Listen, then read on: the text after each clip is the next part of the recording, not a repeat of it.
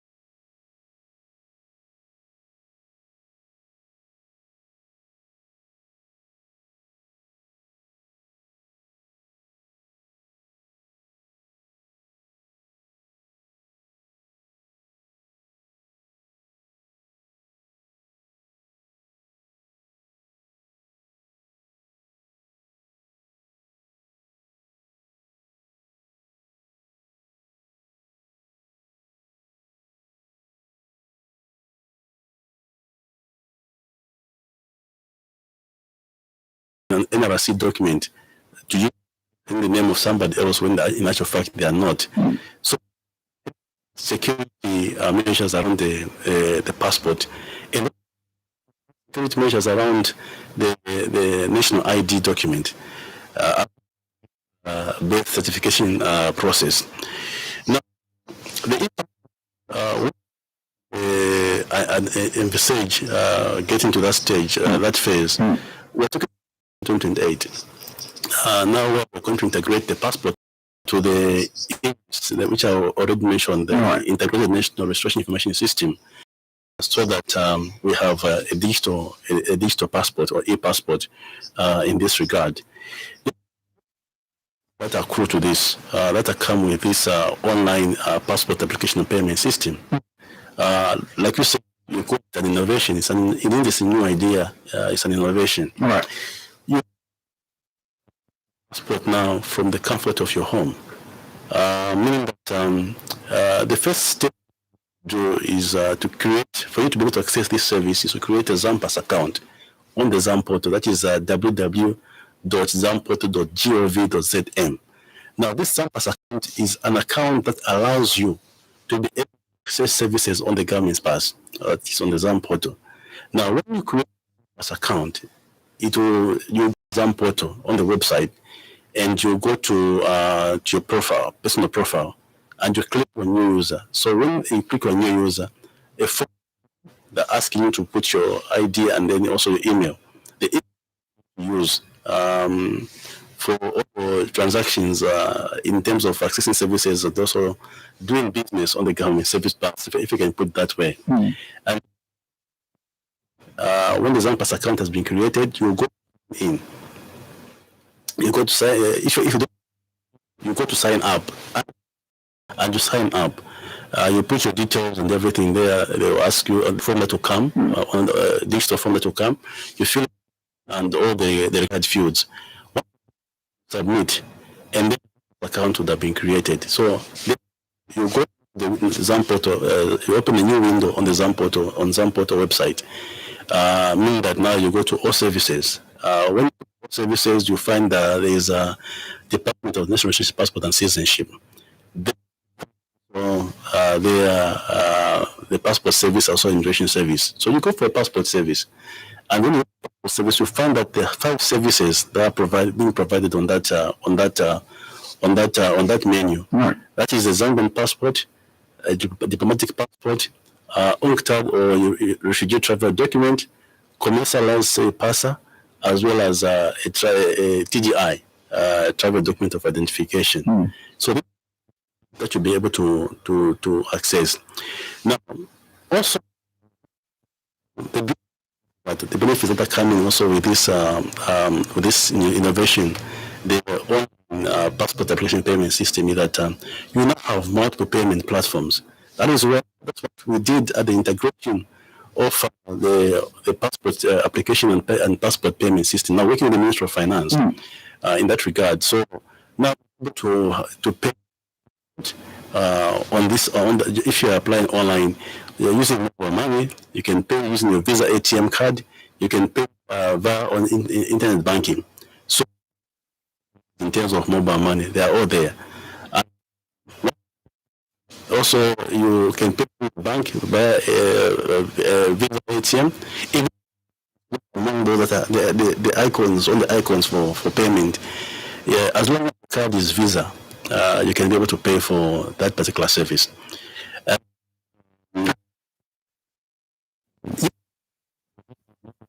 You have you can pay through Airtel Money, you can pay through MTN, Momo, you can pay through Zamtel, and then you'll be as you are making the payment, the receipt will be orange in color. Once the receipt changes to green, your payment has been accepted. But then what we're receiving so many complaints because Zach, from the time that we launched the online passport application and payment system, right? That means that they are launched, processed, and processed over 1,245 passports. Yes, the online advanced, that is.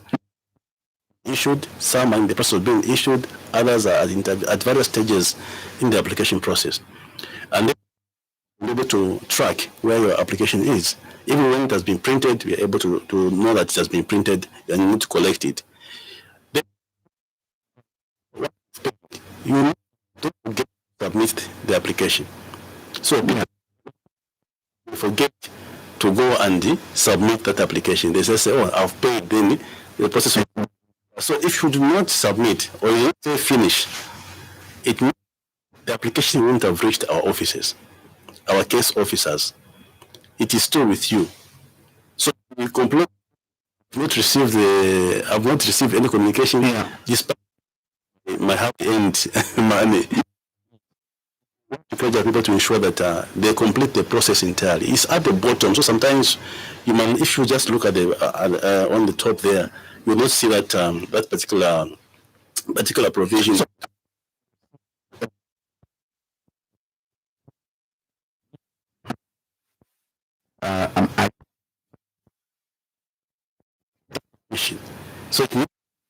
that application has now gone to our office. We have now integrated the application and the payment system. So now it will now be received by our officers at the back end.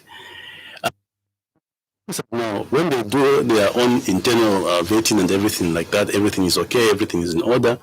But the system itself, it will tell you whether your listing details are not complete. That's right. Yeah. So once you've done that particular process, it means that at least almost everything is in place.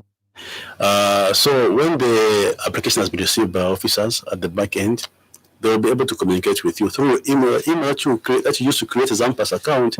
Yes, that's the email that they'll communicate to you to tell you when they're going to schedule the interview and the time and the day and time when you have that interview. Now, this interview is face to face, it's physical interview.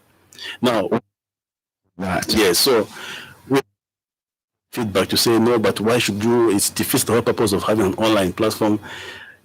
Just for us to be able to ensure that people are able to apply for a passport in the comfort of their home offices in their own space from any part of this country. It means that we have reduced on the human interaction. We minimized human interaction. All right. But a passport is a security document. A passport is not just any ordinary document. So can only be issued to a person who is eligible. It cannot be issued, a Zambian passport can only be issued to a Zambian national, not to any other person who is not a Zambian. So because of that, we have to ensure that for now, and I do not know when that position will change, but because what is important is that the interview has to be physical for us to be able to know that who are we giving this passport to before we start issuing it out to that particular individual. But for now, I don't want to get into so many details. Yeah. The fact of the matter is that a passport is a security document. That is why we have enhanced. That's why as we are going forward, we are enhancing even enhanced security features around the Zambian passport because of these protocols that we have put in place to ensure that only those eligible people are able to pass through the system and be able to have passport issues to them. But as we get to the e-passport, now we shall ensure that it is going to be foolproof, ensuring that the Zambian passport security measures are in line with international standards. So it's not the first country to be issuing an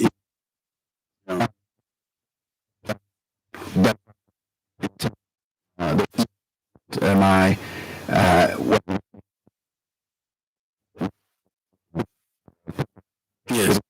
An e-passport. Just how will be. Yes, so in terms of as you are moving around using the passport to cross borders and so on and so on, it's about who you are. That is why I say that we integrate the passport application and payment system to the INRIS, where we are capturing your data. So if, for example, an individual wants to use a Zambian, wants to use a Zambian passport, wants to get a Zambian passport. If it's paper, there's instances where we've heard even in the news, where in the media people have been able to say no passports which were issued to those who are not eligible.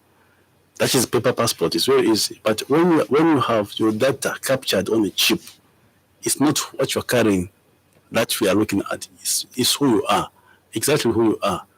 And then to be able to, because of the digitalization process, it will be able to give us information about you, who you really are. Are you a Zambian? Are you a Zambian? And even whatever transactions you've done in terms of passports and everything like that, that history will always come back. So indeed, this passport that we are issuing is being issued to an eligible individual, not to a non-eligible individual.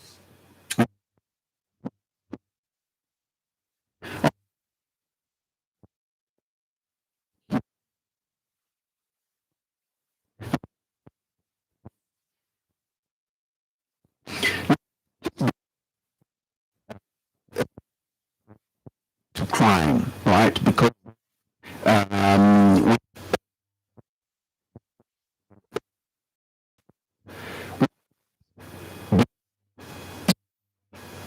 for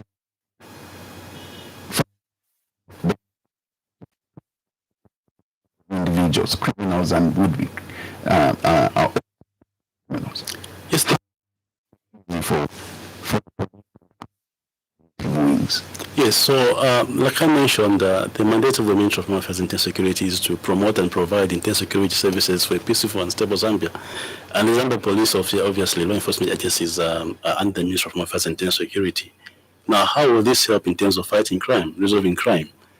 I said that, for example, you have a single digital ID. All the information about you is on that ID, is on that chip, on that card, digital ID card. So if you then that relates to you, that relates to me, for example, to me as Mwala Kalaluka. So it will be very easy to just say, no, this number belongs to this particular individual. In the current case, you have first of all to look at so many documentation, paperwork, and everything like that, to be able to trace someone. So, for example, if you engage in any as having another crime, to say, oh, this is the same person who did this crime before. So, in that, prevent crime and also address the issue of crime, because so many individuals with so many numbers, but you're dealing with individuals who just have this particular number that relates to all the information that is there about them. Yes.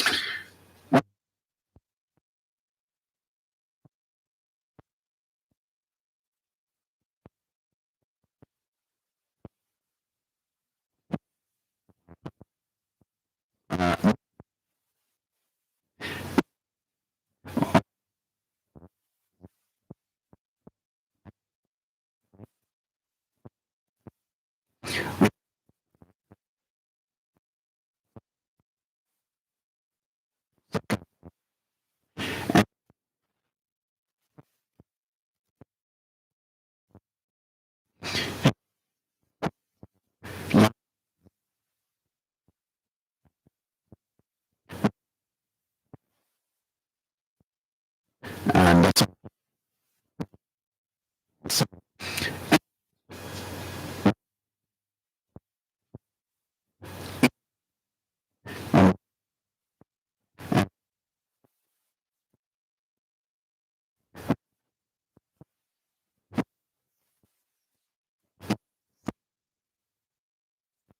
point three. We are good. And the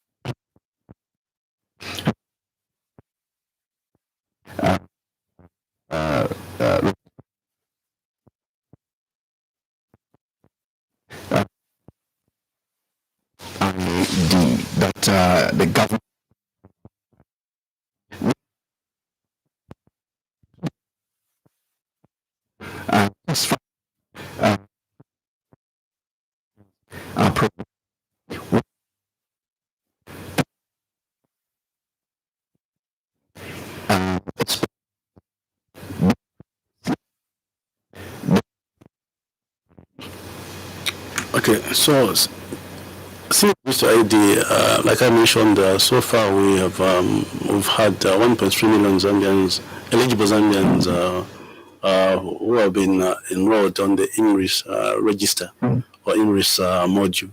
So that's the process which is ongoing. And at every stage, you shall be able to update the nation. We gave a recent update on the same recently.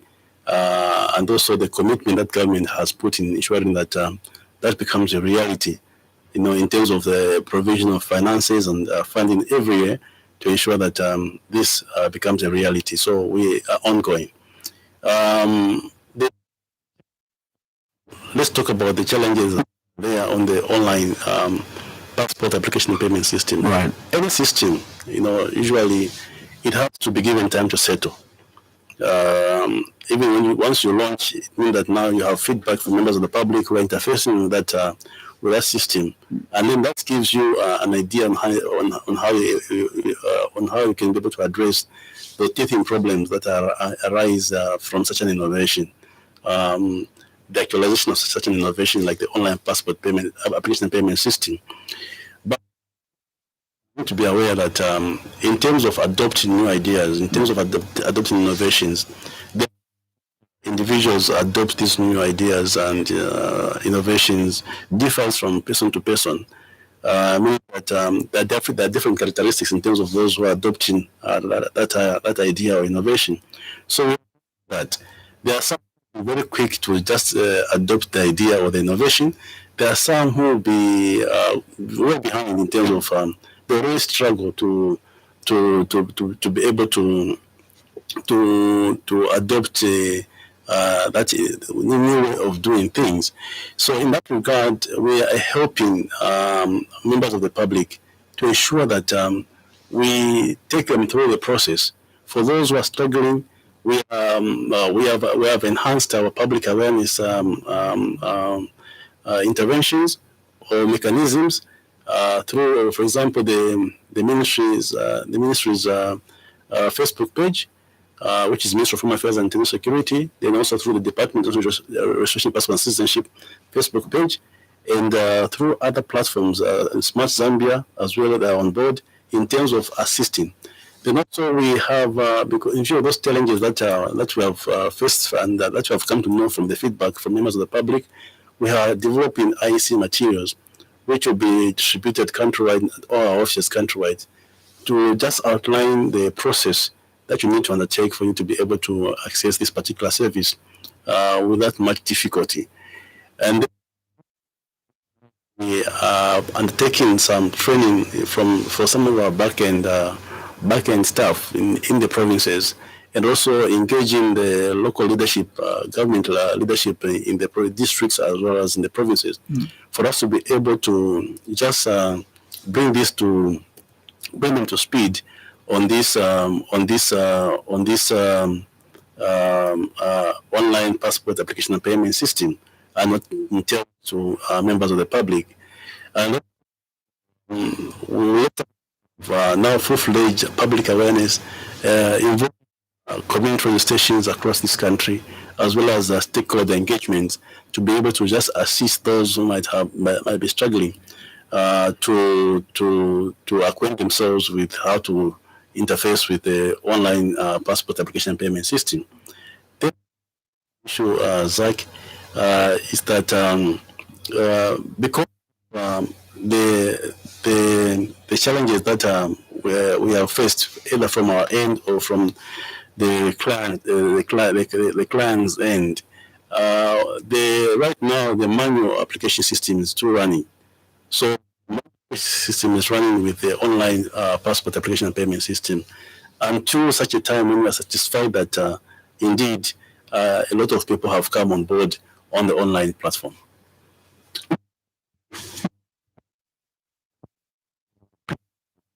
At which one is able to access the passport from the day.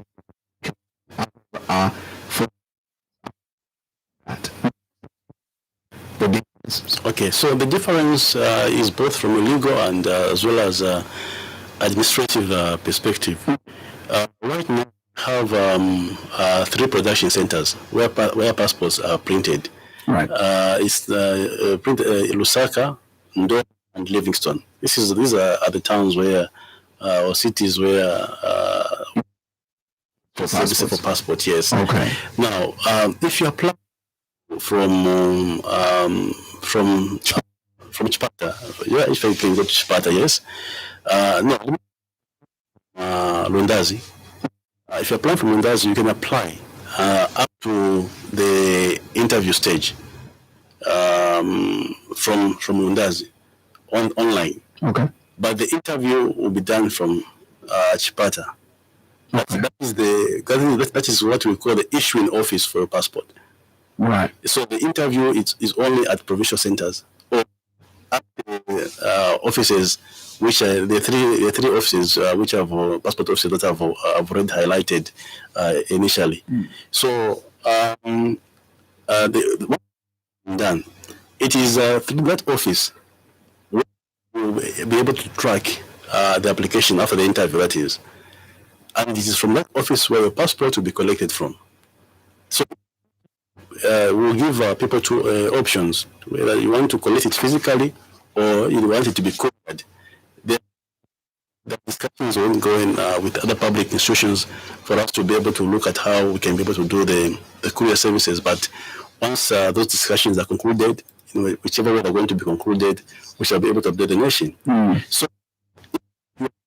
you had, if you are applying, if you are going from if you are applying for a passport through the Livingston office, it is within 14 working days we have the passport. Within 14 days, and that is a matter of the law, the act. But and also the same applies for Lusaka passport office as well as for Ndo passport office.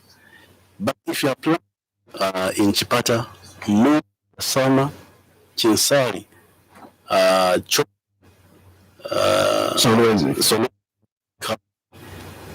it means you have your passport issued to you within 21 working days. Within 21 working days, and that's a matter of the law. So, why it takes, that's why we have that discrepancy in terms of the period within which you can be issued the passport, depending on where you're applying from and where you're going to have it issued from.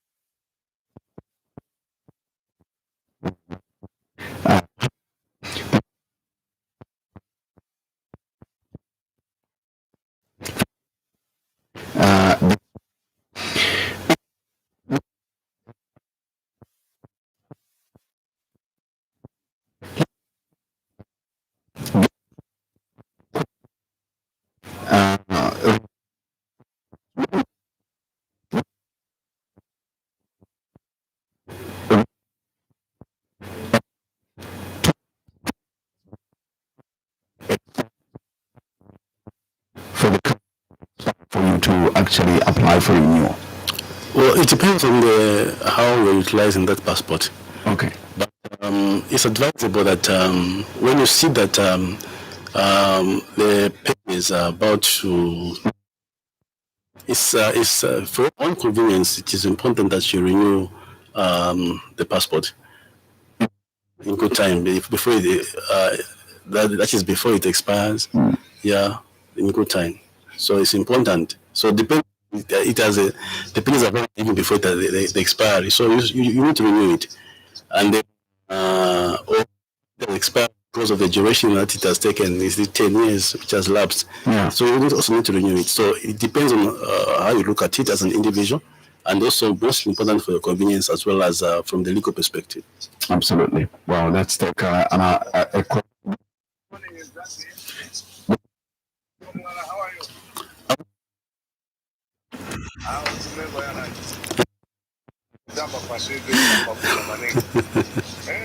First of all, I want to thank the Home Affairs Department to have that man. You know, Home Affairs is one of the backbone of the country. You know, crime is being done day and night. So to have a person who comes to radio, who can engage through TV like Mwala, we want to thank the Papa President, including Home Affairs Minister or the Defense Minister, all those people who are working with you, Honorable Mwala. I got one issue in my area. You know, when you go to Kawata for the cancer camp, you are going to find out that food that they are keeping their own food is not. It's more like in Wednesday. All the food they have collected gives you everything. But when you look at shooting in Samara, go and visit Kawan, this is cancer camp. You are going to wait. As if it was in Sudan where there is war. So we want our officer that is good where they do put it sorrow to be looking nice in Baba.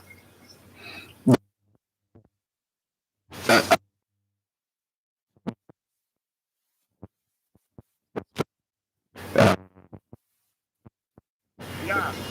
Because everybody belonging in that department, I'm coming in the first one. Me myself, I got a challenge. I faced one guy on the windy. I used to make okay when I lost my grandson in India. But it taught me so many questions, including another guy in Cuba. But I have got time to go honorable, but I have to intervene. So those people are in the passport. If you can carry some of they mean nothing. They only there to make money with them. My challenge is to say the medical my grandson was supposed to go to India. Yeah, now when you go, the passport for mother, you talk. You want to I can go to talk. When I saw Bakaba put it in the printing department, can't see by the information because that we can't find. When I saw my minister to intervene, by it was I learned my show. But the person I was asking is the one who was wanting my information. So it was annoying. So those people in the passport, one year more because Thank you. Thank you very much for that. Let's take some more on.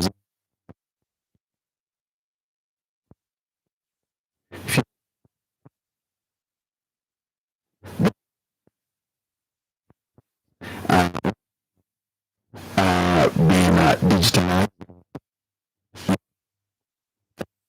That's our conversation today. Good morning, Mr. Banda. No major breakdown. Thank you so much. My name is Mwala, and condolences to Kawe Warriors supporters who have brought me a very hard working Kawe Warriors supporter. Sorry, this is not a program for football. However, I just wanted to convey my condolences. Great. Thank you. Good morning, Mr. Good. Thank you so much. In the event that the passport is expired, you do not renew it in the next 2, 3, 4 years, so to say.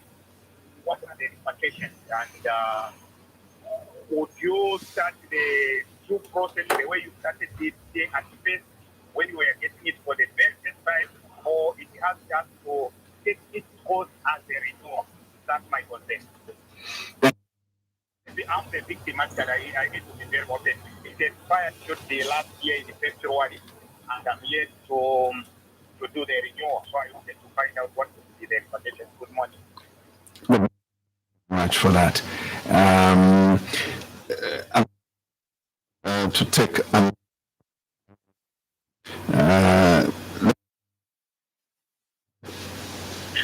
morning, Zach.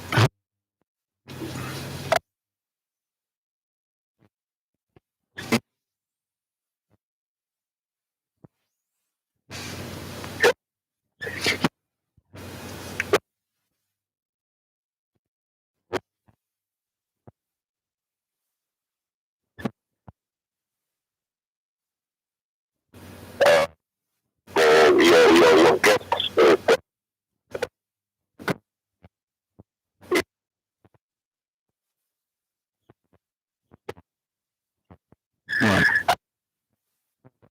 To encourage as much as you can in order to keep our citizens well informed. right. Yeah,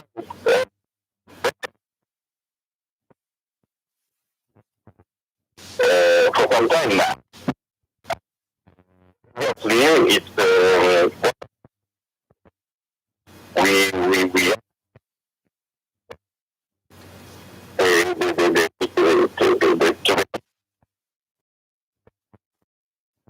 because you say the use of passports cannot be dealt with in isolation.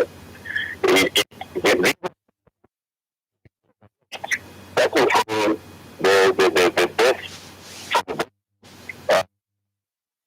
the age of 16 and then, be able to access the passports. But even those that are before the age of 16,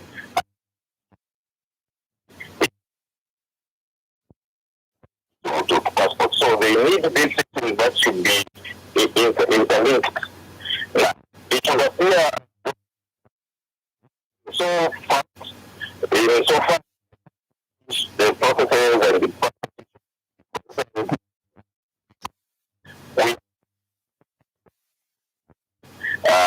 especially ICAO, International Civil Aviation. So you have no choice. You have to move with the rest of the world so far the security. So what is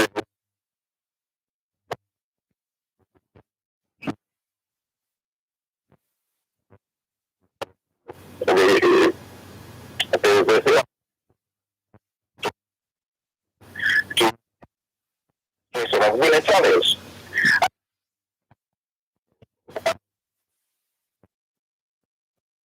I worked with in the ministry.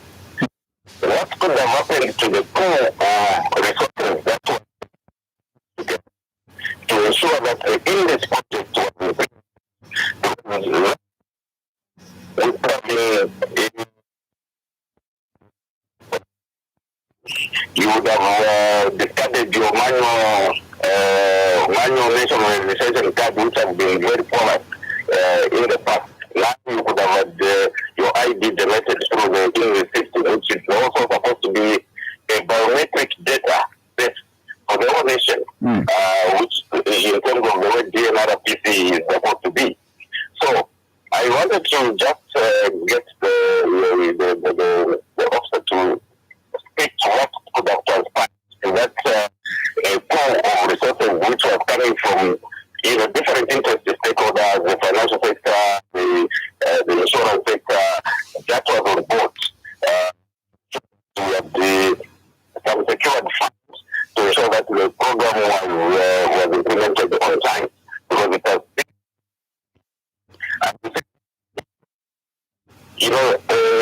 getting this program being destabilized by the election cycles has also brought us, to where we are, because this time we could have been talking a different story.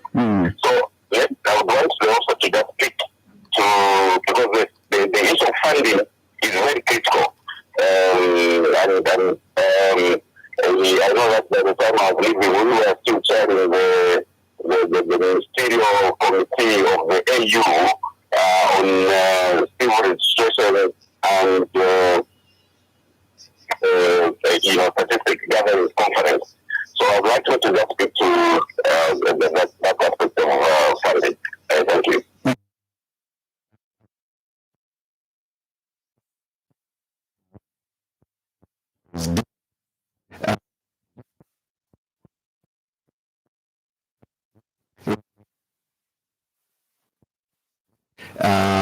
But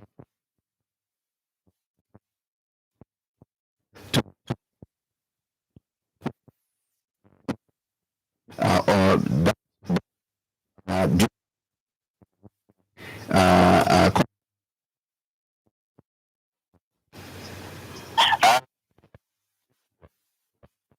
We must have found some officers that project. A lot of work has been done to convert all those manual records into digital format, so that the implementation of the program and obviously it could be cumbersome. This was one project which was so that committee of ministers under the African the African Union. And so these matters that have been following on, and I would want to just I would like to hear what, especially the pool of funding that was put together to ensure that they have granted secured funding for the implementation of the program. I thank you. Honorable Campaign former Minister of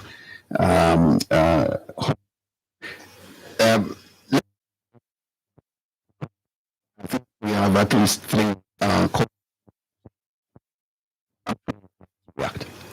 Yes, thank you so much for all the calls. We have Twambo just appreciating the program. Right. Thank you so much, Dr. Proud, on the issue of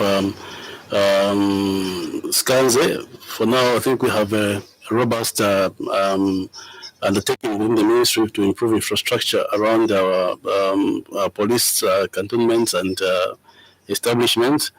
And CDF has done a lot in that regard. And also for the issue of our staff, members of staff, I think for online passport application payment system, it means that we are serious about issues of service delivery, and this is part of us to ensure that our citizens are able to enjoy the services that we provide to them at any particular time. So we are very serious about this as the Ministry of Home Affairs and Internal Security, through the Department of National Justice, Passport and Citizenship, DNRPC, and Passport Office. In the event that the passport expires, what are the repercussions? I said initially that mostly it's a matter of convenience, but also from a legal point of view, if the passport has expired, you cannot use it. Obviously, you cannot use it.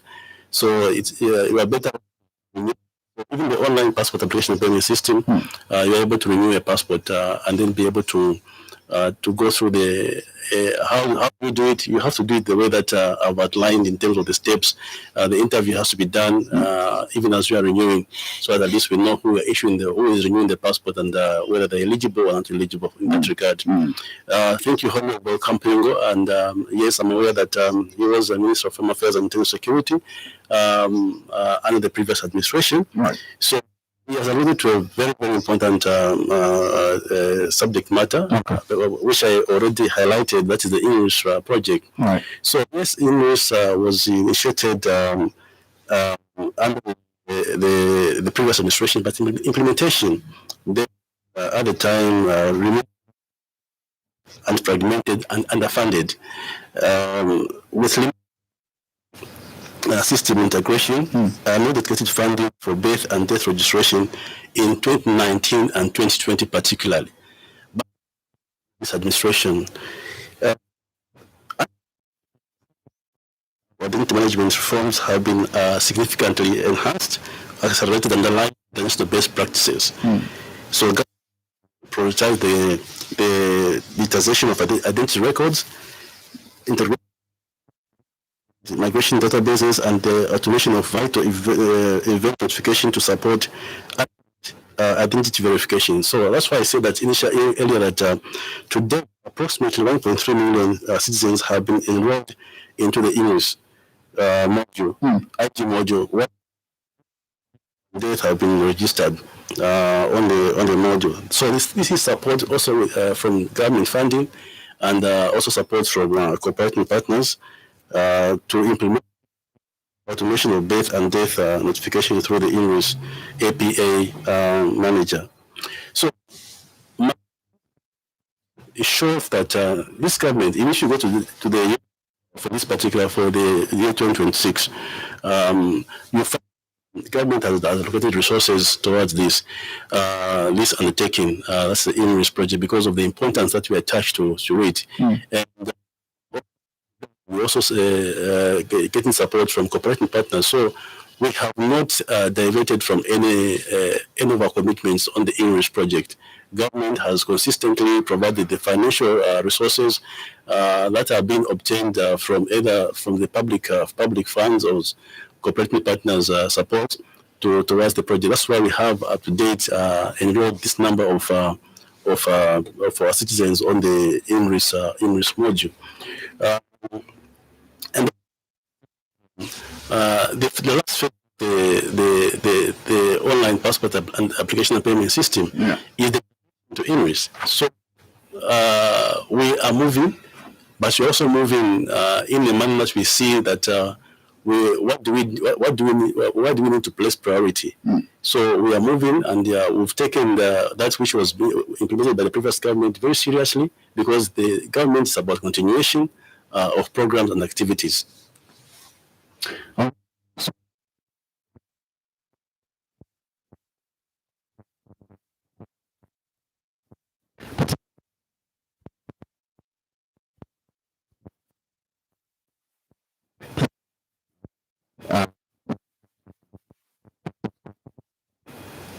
Good morning, Dr. How I'm okay. I'm fine, thank you.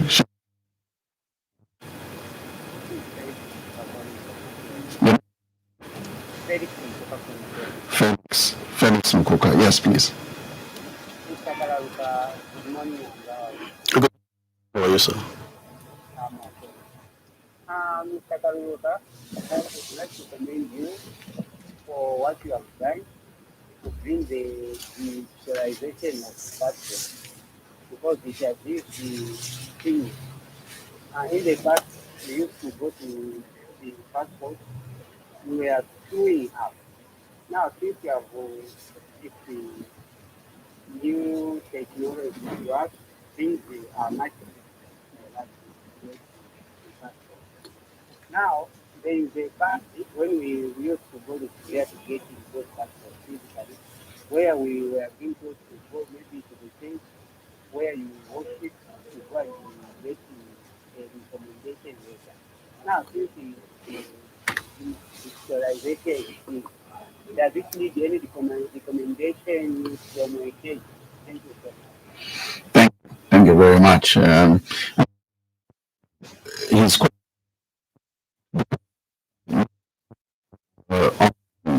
application for the passport is that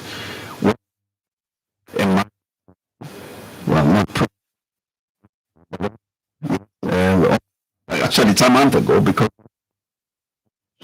I actually went application and I scanned.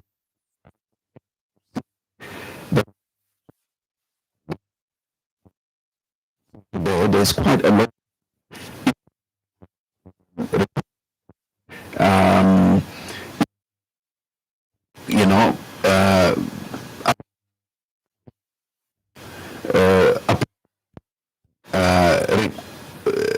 Requests on the page on the website. Just. Okay. So thank you so much. The requirements. I think you can see me trying to scroll my phone.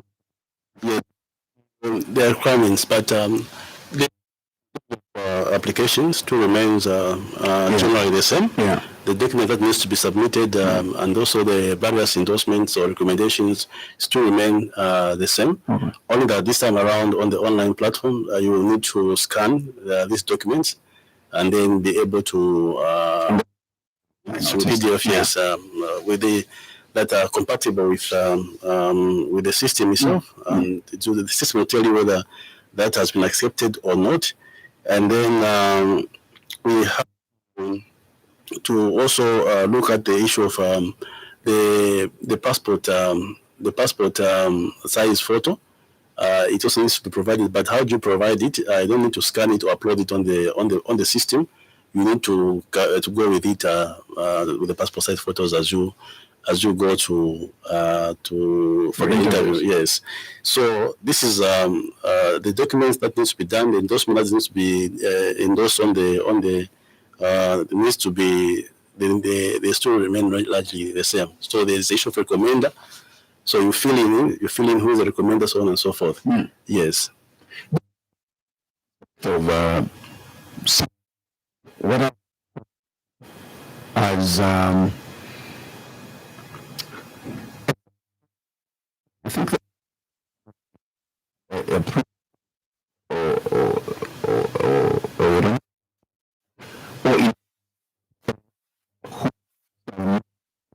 ways that you must actually fill in the just share about that as well. Yes, so you remember that if you're doing a manual application, there were some passports which were reverted, applications that were reverted because maybe of certain endorsements there, or the people who were doing the certification. So they were able to know. Like I said, this passport is a security document, so there's a need for us to be able to put those security protocols in place for us to be able to know that indeed that the person that we are giving this passport is eligible or not eligible. So that is very important. That's why you see we have all those requirements.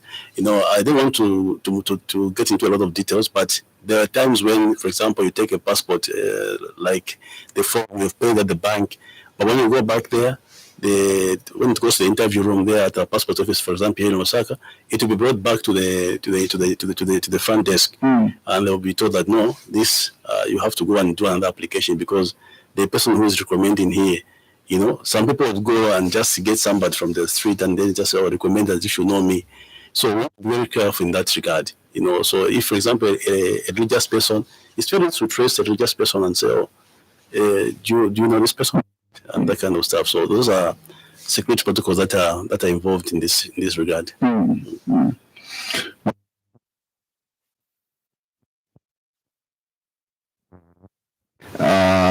Contribution or indeed inquiries as we are discussing security innovations, especially of the and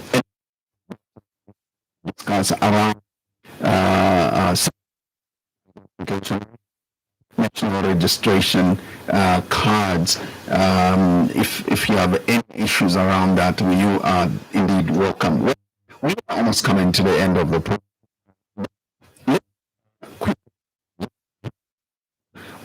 On the ID. Now, you mentioned that you've actually captured quite enough in as far as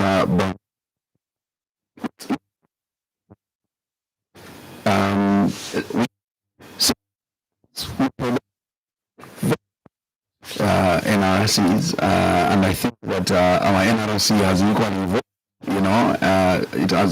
It has come up with certain security features as well over time, but there are people who still have NRCs. I know that they are still for what update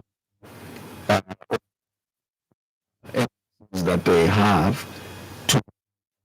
I mean, how are you capturing such individuals? So for NRCs, let me just could answer it like this. During the first ever countrywide mobile issuance of NRC through mobile registration, we did make a deliberate undertaking because you realize that some of our citizens, you're talking about those with old NRCs, there are actually some of our citizens in these far-flung places of our country who've never obtained an NRC in their life, not because of their fault, but because of circumstances that are beyond their control. Maybe where they stay to the next Boma or district office for the NRPC is quite a distance, and they can't either walk or find means to get there. So they just stay like that at that NRC. So during the flagging off of the first ever countrywide issuance of NRC mobile registration by the Minister of Home Affairs and Internal Security, Honorable Jack Membu in Kitwe, he did make a directive, issue a directive that our people in the far-flung areas of this country, far reaches of this country, who've never obtained an NRC, despite their advanced age, should be assisted. So we had, for example, cases where even people were somewhere around 80, close to 90, being wheeled to the mobile registration center to be able to get an NRC. Now, how are we capturing this information? Like I said, the capturing involves face, the facial, the eye color as well, the eyes, and like I said, the eyes and the fingerprint.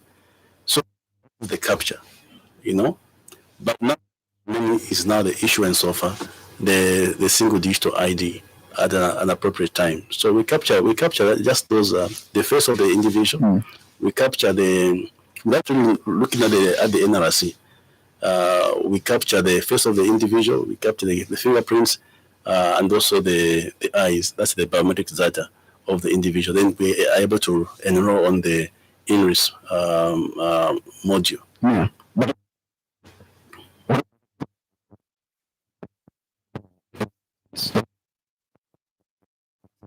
it's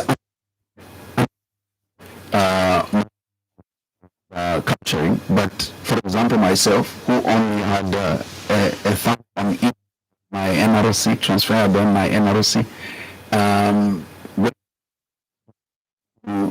get Yes, so capturing means we have to reach them wherever they are, and capture. That's what I'm saying, that you don't have to look necessarily at the nature or the state in which the ID is, the NRC is, because you are looking at the individual. So it's the individual where you have focus or where you have interest in. So you capture their face. You capture my face. You capture my fingerprints, and then that's when now you're able to enroll that information on the English register in a digital format. Yes, so we have to initially you will have to have this outreach, and so we have to reach them out wherever they are. Yes.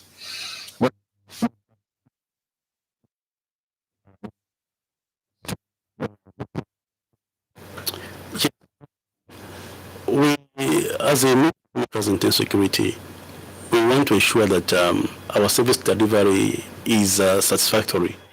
That is why we have taken all these efforts, not only just the online passport application and payment system, but the other services that we're providing across all our over 14, 15 departments. And that the Ministry of Home Affairs and Internal Security has an enhanced mandate, because before 2021, this ministry was known as the Ministry of Home Affairs only. But now it is, we've added the internal security perspective to it, so we are very clear in terms of how we promote and provide internal security services for a peaceful and stable Zambia. And over the last 4 to 5 years, we have seen the value in the various investments that have been taken vis-a-vis the country's peace and security architecture.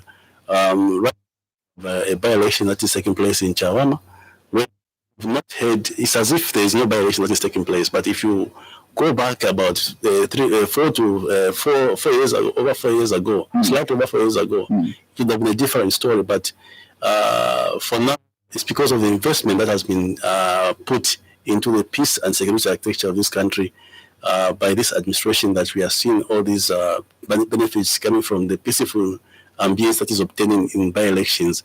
And we've had over 90 by-elections so far, which have been characterized by a peaceful environment and also non-violent environment.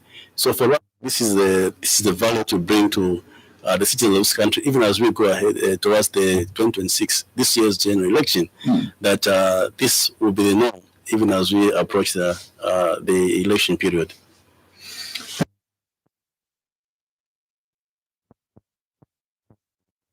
Home Affairs and Internal Security, and thank you for sparing time of your busy schedule to come and share with our listeners what's taking place and as far as Home Affairs is concerned. Thank you once again for coming. Thank you so much, Zach, and thank you so much, all the listeners.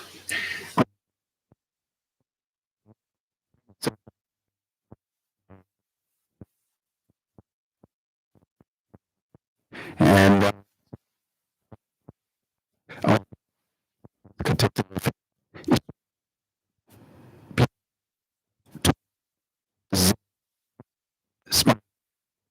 and what we